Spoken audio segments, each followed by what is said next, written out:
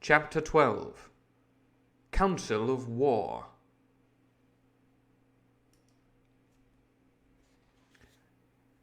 There was a great rush of feet across the deck. I could hear people tumbling up from the cabin and the forecastle, and, slipping in an instant outside my barrel, I dived behind the foresail, made a double towards the stern, and came out upon the open deck, in time to join Hunter and Dr. Livesey in the rush for the weather bow. They're all running to the front of the ship. They're like, where? Land ho! Jesus, where? Everyone running up like that. There, all hands were already congregated. A belt of fog had lifted almost simultaneously with the appearance of the moon.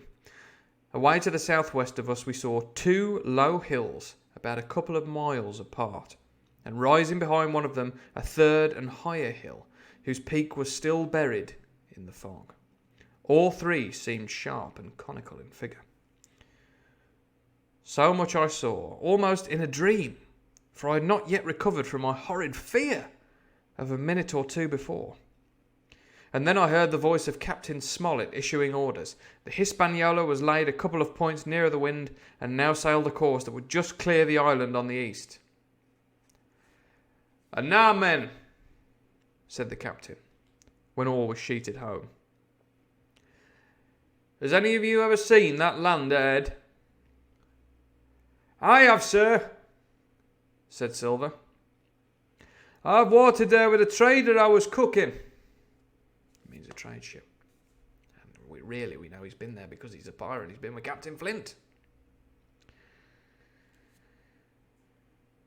"The anchorage is on the south, behind an islet, I fancy?"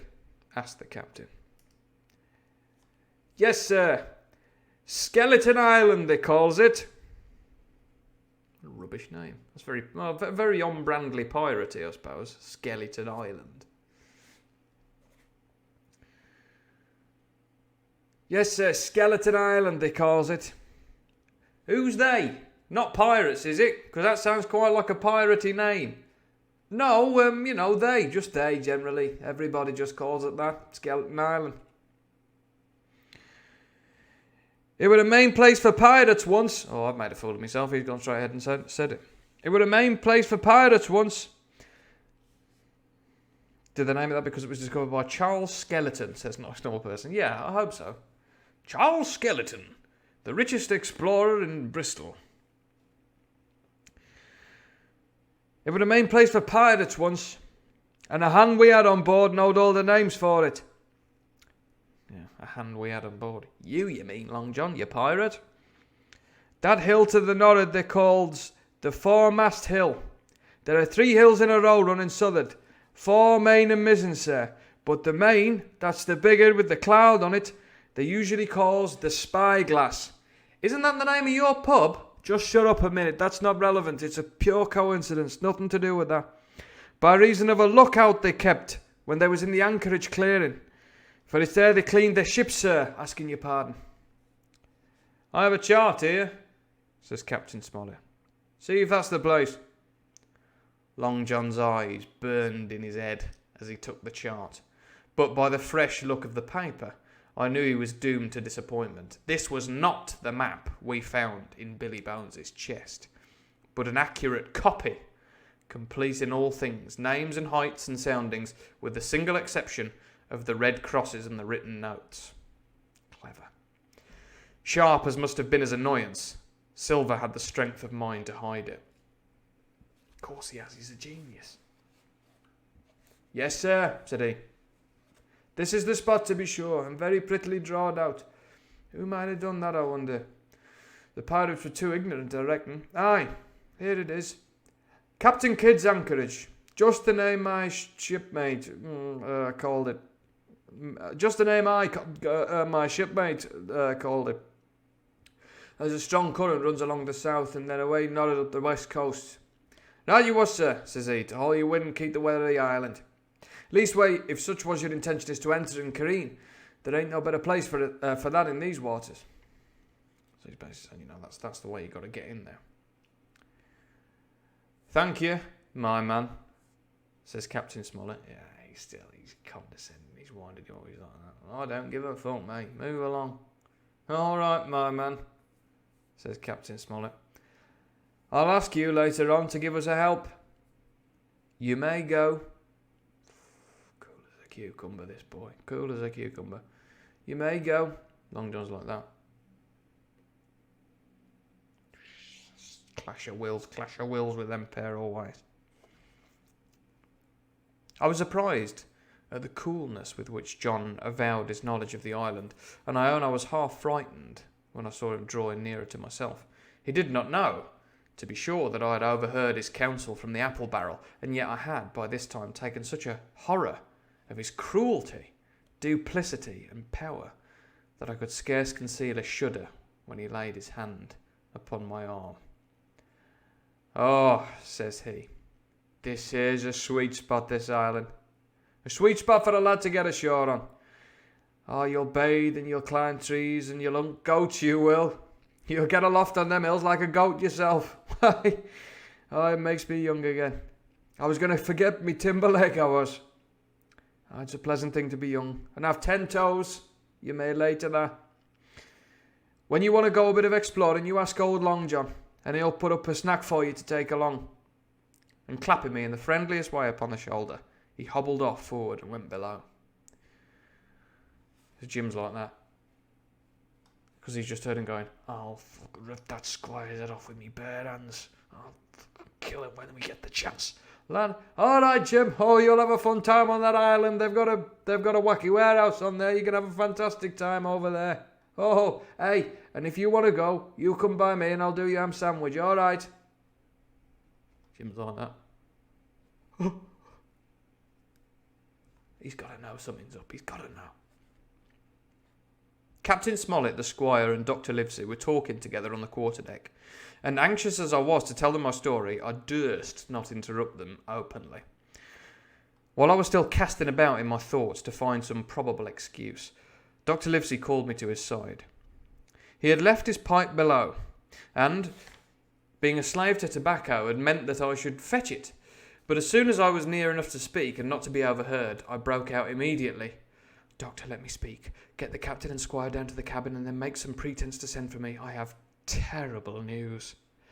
Very mature, isn't it, for a young 6-year-old? I have terrible news. Doctor's like that. Oh, I need me pipe. It's me tobacco. Yes, tobacco in it. That's me saying I don't know. Some joke about Dr. Livesey's got a crack pipe. I don't know. It's late. The doctor changed countenance a little. But next moment he was master of himself. Thank you, Jim, he said quite loudly. That's all I wanted to know. As if he had asked me a question. Flawless, covered it, flawless. Well done, Dr. Livesey. And with that he turned on his heel and rejoined the other two. They spoke together for a little, and though none of them started or raised his voice or so much as whistled, which you can definitely imagine the squire doing, that's bad news! It was plain enough that Dr. Livesey had communicated my request, for the next thing that I heard was the captain giving an order to Job Anderson, and all hands were piped on deck. Job Anderson's the boatswain, remember? Pipes from aboard, man of war fashion. "Me lads," said Captain Smollett, "I've a word to say to you. This land that we've sighted is the place we've been sailing for. Mr. Trelawney, being a very open-handed gentleman, as we all know." Squire Trelawney's like that. All the men are like that. Because he keeps making them birthday cakes and everything when it's the birthday. Hey. They're all thinking we're going to fucking kill him. Oh. Mr. Trelawney, being a very open-handed gentleman, as we all know, has just asked me a word or two, and as I was able to tell him that every man on board had done his duty, alow and aloft, as I never asked to see it done better, why, he and I and the doctor are going below to the cabin to drink your health and luck. And you'll have grog served out for you to drink our health and luck. I'll tell you what I think of this. I think it's handsome. And if you think as I do, you'll give a good sea cheer for the gentleman that does it. The cheer followed. Hey! He's like that. Right, lads. Well done, everybody. We're all getting pissed tonight! Hey! Hey! Basically. The cheer followed. That was a matter of course, but it rang out so full and hearty that I confess I could hardly believe these same men were plotting for our blood. "One more cheer for Captain Smollett!" cried Long John when the first had subsided, and this was also given with a will. Hey! This is tense, this is tense. On the top of that, the three gentlemen went below, and not long after word was sent forward that Jim Hawkins was wanted in the cabin. I found them all three seated round the table, a bottle of Spanish wine and some raisins before them. That sounds like a party. A bottle of Spanish wine and some raisins. Right, gents, this sounds stressful. Get the raisins out. Get them packs of sun blessed up. Get that Spanish wine. What a spectrum of grapes. Nice one, yeah, absolutely. What Spanish wine we're thinking? Is this some sort of term for sherry? Jerez? I believe the proper name for sherry. Or is it Casillera del Diablo? A Tempranillo. Is a Tempranillo a Spanish wine? Is Casillera del Diablo a Tempranillo? Is that product placement? Have I just been booted from Twitch? Anyway, whatever it is. Madeira, Madeira, maybe Madeira. Anyway, they're having a good chug on that, having a handful of raisins apiece, and the doctor's smoking away with his wig on his lap. And I knew that was a sign he was agitated. Oh dear, oh God. The stern window was open, for it was a warm night, and you could see the moon shining behind on the ship's wake. "Now, Hawkins," said the squire, "you have something to say. Speak up." I did as I was bid, and as short as I could make it, told the whole details of Silver's conversation.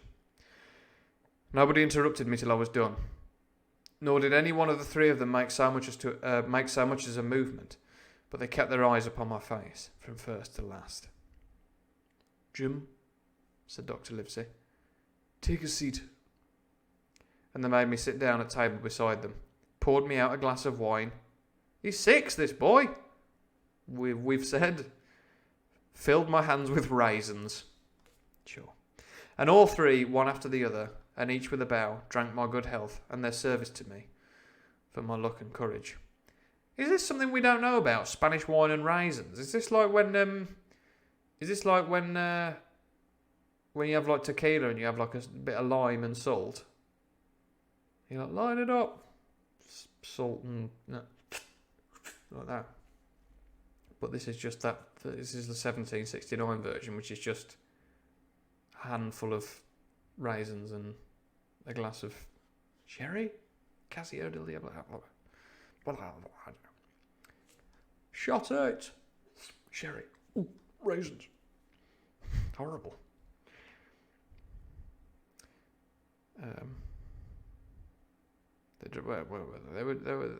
They were drinking his good health and eating raisins. Where am I? I've lost my thread now. Well, they shouldn't have distracted me with what sounds like a disgusting cocktail. Not like our good honest Treasure Island cocktail, which is of course just a pint of beer with a hot cross bun in it. I've genuinely lost my place. Oh, there we go. So, wine, raisins. "Now, Captain," said the squire, "you were right and I was wrong. I own myself an ass, and I await your orders." I own myself an ass, it means I've been a bit of a donkey, rather than I've got a bum.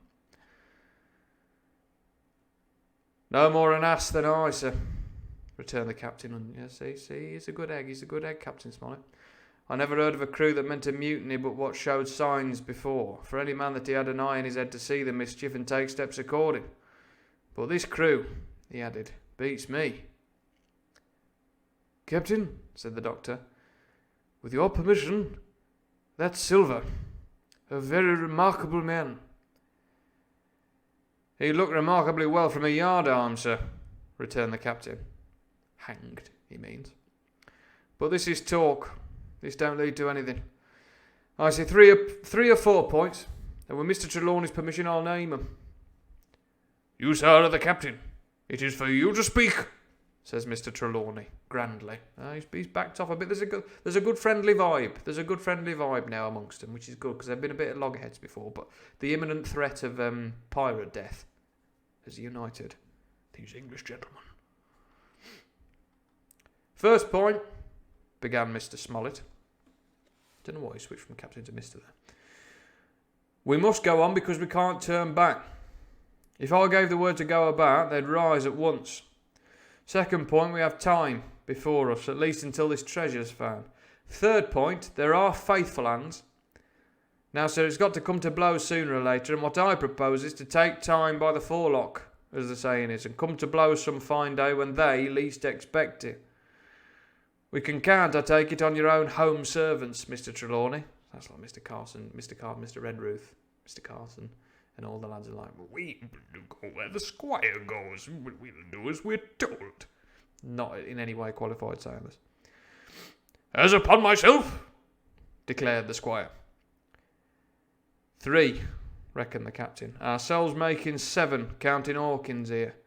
Now, about the honest hands. Most likely Trelawney's own men, said the doctor. Those he had picked up for himself before he lit on Silver. Nay, replied the squire. Hans was one of mine. I did think I could have trusted Hans, added the captain. So that's Israel Hans, the guy who was just conspiring with Long John, not the hands, not the deck hands, it generally means. And to think that they're all Englishmen, broke out the squire. I know, right? Sir, I could find it in my heart to blow the ship up. That's the aristocracy's answer to everything. We've laid into the aristocracy quite a bit on this stream, haven't we? I make no apology for it. Well, gentlemen, said the captain, the best that I can say is not much. Good line. We must lay to, if you please, and keep a bright lookout. So he's like, there's nothing we can do for now, but we've got to play it cool. We've got to be calm and quiet.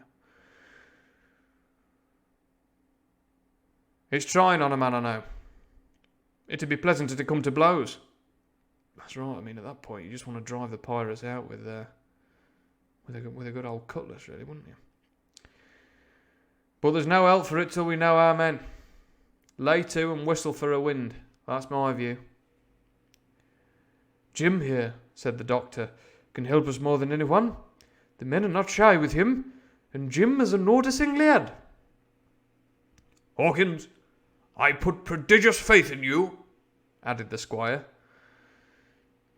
I began to feel pretty desperate at this, for I altogether felt helpless. Once again, who's everyone putting all their expectation and responsibility on? The 6-year-old. If it wasn't his mum and his dad in the pub, it's the squire and the medical professional and the captain of the ship just putting the weight of all their expectation on this year 1 student. Hawkins, I put prodigious faith in you, added the squire. I began to feel pretty desperate at this, for I felt altogether helpless. And yet, by an odd train of circumstances, it was indeed through me that safety came. In the meantime, talk as we pleased, there were only 7 out of the 26 on whom we knew we could rely. And out of these 7, 1 was a boy, so that the grown men on our side were 6 to their 19.